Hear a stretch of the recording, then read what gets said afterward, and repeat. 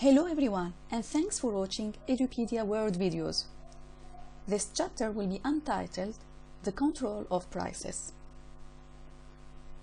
Here we are going to talk about the minimum price, then the maximum price. After that, we are going to talk about the underground markets. By the end, we are going to answer some questions for review. So let's get started. In fact, governments can sometimes improve market outcomes. We said that markets may fail to meet social objectives. This implies that there may be a need for government intervention. Governments have a number of policy instruments that they can use, either to influence markets or to replace them altogether. These policy instruments include taxation, benefits and subsidies, laws and regulations, licenses and permits, and direct provision by government departments or agencies, such as the National Health Service. This concept here is not merely that government intervene, but that they can correct or at least lessen market failures. Once we have understood the nature of a market failure, we can then set about designing a policy to correct it. For example, if we could identify that the cost to society of producing a product in a way which created pollution was 20 euro per unit, more than the benefit that society gained from the product, then the government could tax the producer 20 euro per unit. Governments themselves, however, are imperfect organizations with a number of different motivations. For an economic advisor to recommend a particular policy as the best means of correcting a market failure does not mean that the government will carry it out efficiently, or indeed carry it out or at all. In fact, sometimes intervention can make things worse rather than better. Talking about the setting of a minimum price, indeed, at the equilibrium price, there will be no shortage or surplus, as we've already said. The equilibrium price, however, may not be the most desirable price. The government, therefore, may prefer to keep prices above or below the equilibrium price.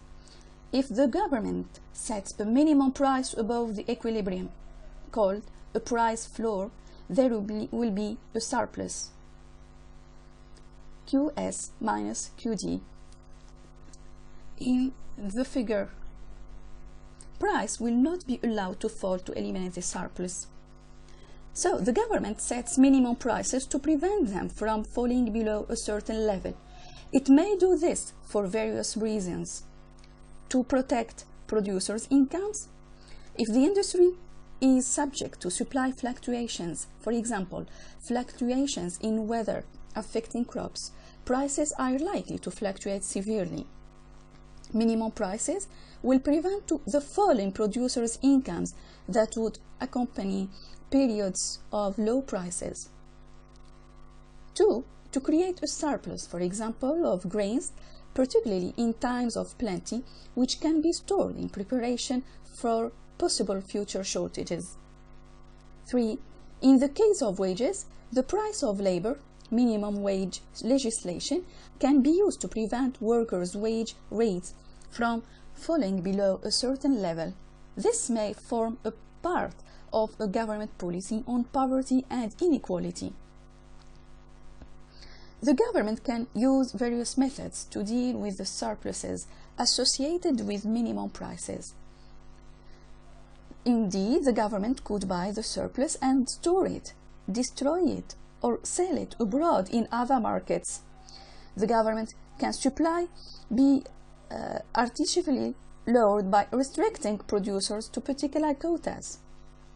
Demand could be raised by advertising, by finding alternative uses for the good, or by reducing consumption of substitute goods, for example, by imposing taxes or quotas on substitutes such as imports.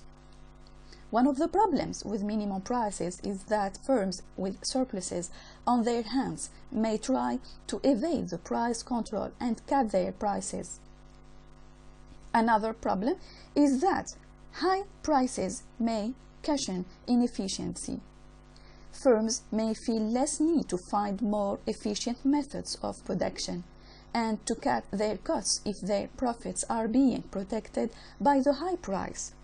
Also, the high price may discourage firms from producing alternative goods which they could produce more efficiently or which are in higher demand, but which nevertheless have a lower free market price.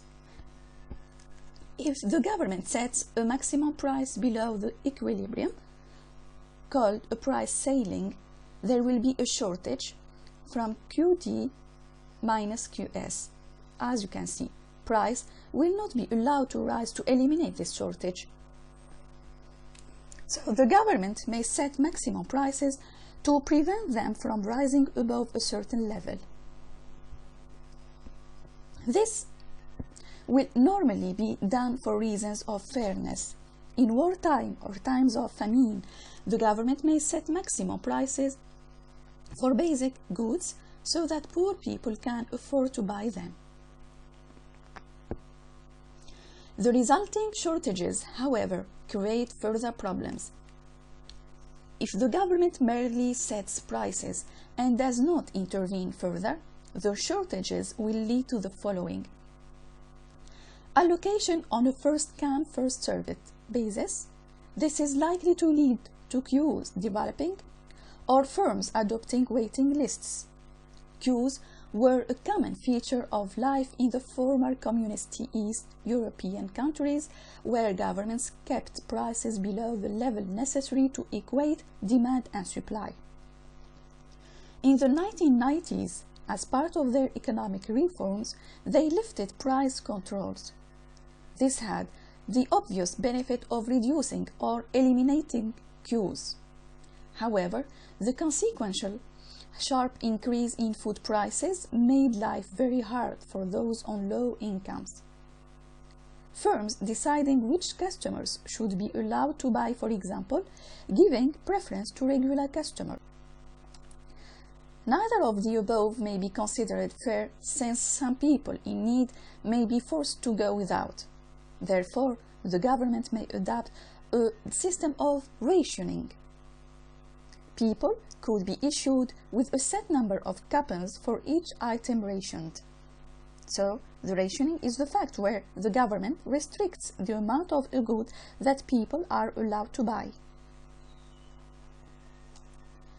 A major problem with maximum prices is likely to be the emergence of underground markets, where customers unable to buy enough in legal markets may well be prepared to pay very high prices above PE.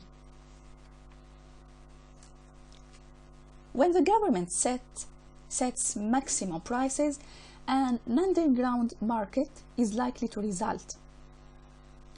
As an underground market is one where sellers ignore the government's price restrictions. But why is it in their interest to do so, given that they probably run the risk of fines or even imprisonment? Take the case of price controls used in the Second World War. The government set maximum prices for many essential items that were in short supply. This is illustrated in the diagram. The unexpectedly high equilibrium price is PE. The price fixed by the government is PG. But at PG, there is a shortage of QD minus QS. To deal with the shortage, either the government will have to accept queues or shops selling only to regular customers, or alternatively, a system of rationing will have to be introduced. But whichever system is adopted, one thing is clear. Many consumers would be prepared to pay a price considerably above PG in order to get hold of the good. The demand curve shows this. The less the supply, the higher up the demand curve will the equilibrium price be. This is where people dealing in the underground market come in, provided they can get supplies, maybe some shady dealing, provided they can have access to consumers, provided consumers are willing to break the law, and provided they can escape detection. Dealers can change a price considerably above PG, but what price can they charge? Take the extreme case. Assume that the dealers buy up all the supply, QES, from the producers at the official price and then sell it at a price that clears the market. The underground market price will be PB. At that price, demand is equal to QS. The dealers gain the extra revenue shown by the shaded area. In practice, of course, many people will get their supplies from official sources and pay only PG. On the other hand, if dealers are few in number and have only limited supplies, they could sell them at very high prices above PB. During the Second World War, SPIPs, as these dealers were called, could often charge extortionately high prices for such items as nylon stockings and coffee. Another problem is that the maximum prices reduce the quantity produced of an already scarce commodity. For example, artificially low prices in a famine are likely to reduce food supplies, if not immediately, then at the next harvest because of less being sown. In many developing countries, governments control the price of basic foodstuffs in order to help the urban poor. The effect, however, is to reduce incomes for farmers, who are then encouraged to leave the land and flood into the ever-growing towns and cities. To minimize these types of problems, the government may attempt to reduce the shortage by encouraging supply, by drawing on stores, by direct government production, or by giving subsidies or tax relief to firms. Alternatively, it may attempt to reduce demand by the production of more alternative goods, for example, homegrown vegetables in times of war, or by controlling people's incomes. Now, let's do some questions for review and try to answer them together. 1. Suppose that unusually hot weather causes the demand curve for ice cream to shift to the right. What will the price of ice cream rise to a new market clearing level? In fact, assume the supply curve is fixed. The unusually hot weather will cause a rightward shift in the demand curve, creating short-run excess demand at the current price. Consumers will begin to bid against each other for the ice cream, putting upward pressure on the price. The price of the ice cream will rise until the quantity demanded and the quantity supplied are equal. Question number 2. Use supply and demand curves to illustrate how each of the following events could affect the price of butter and the quantity of butter bought and sold. A. An increase in the price of margarine. B. An increase in the price of milk. C. A decrease in average income levels. Let's begin by an increase in the price of margarine. In fact, most people consider butter and margarine to be substitute goods. An increase in the price of margarine will cause people to increase their consumption of butter, thereby shifting the demand curve for butter out from D1 to T2. This shift in demand will cause the equilibrium price to rise from P1 to P2 and the equilibrium quantity to increase from Q1 to Q2.